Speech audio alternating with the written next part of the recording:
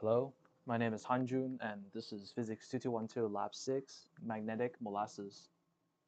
So for the introduction, the purpose of this lab is to observe and compare the fall time of observational model and computational model of a magnet falling through the tube of aluminum foil using Faraday's law. And here are the preview of results with real models, bar magnet taking 1.13 seconds to fall, and for the computational model, 0.99 seconds.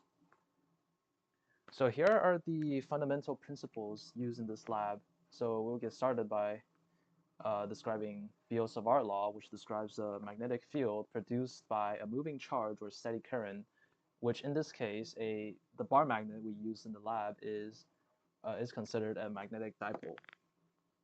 And here's the most important part, Faraday's law. So in the lab, you notice that the magnet flows through the aluminum tube way slower than if you just drop it without anything. So Faraday's law describes the change in magnetic flux that induces EMF, which is voltage, proportional to the rate of change of flux and opposite sign. And in addition, Lenz's law describes the EMF drives circular currents in the foil, which opposes a change in the original magnetic flux because nature does not like a change in magnetic flux. And all these boils down to Newton's second and third law. So in this case, we have F net is equal to F force of gravity minus F of drag is equal to mass times acceleration, with the force of drag being the upward magnetic force. So because we have a gravitational force pushing the bar magnet down, since it's falling through the magnetic tube, which according to Faraday's law, it produces magnetic flux. So there is magnetic force going against the gravitational force. That's why it falls slower. So here are some procedure, initial condition assumptions. So the system is aluminum and bar magnet only, and we assume negligible air resistance.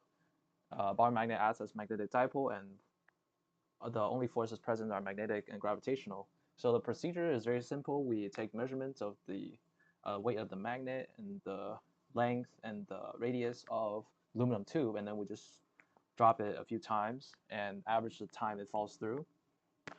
So here's the observed model, and here are the measurements we got in the lab. And after taking 5 trials, we come to the average of 1.13 seconds to go through the tube on average. So when it comes to computational model, so we first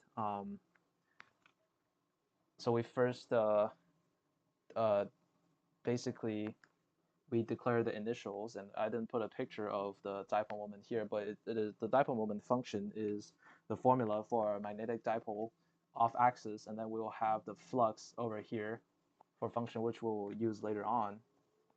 And here are the codes. So this is where Newton's second law comes in. So we set up everything, and we set up the force vectors of magnetic force and gravitational force, and then we use the F net to update the bar's velocity and positions. So here's a graph of simulated magnet fall. So as you can see, it kind of slowed down here, and it just dropped, and then it comes down to 0.99 seconds.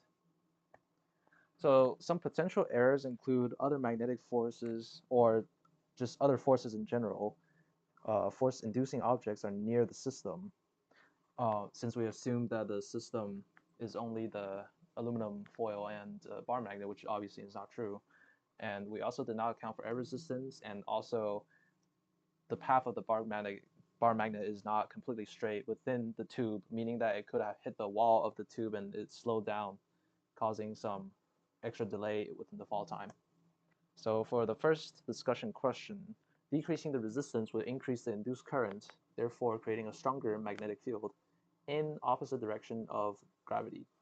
And for the second question, asking what happens with less current rings. So less current rings, which will mean that there will be less opposing magnetic forces, therefore causing magnet to fall faster. Thank you.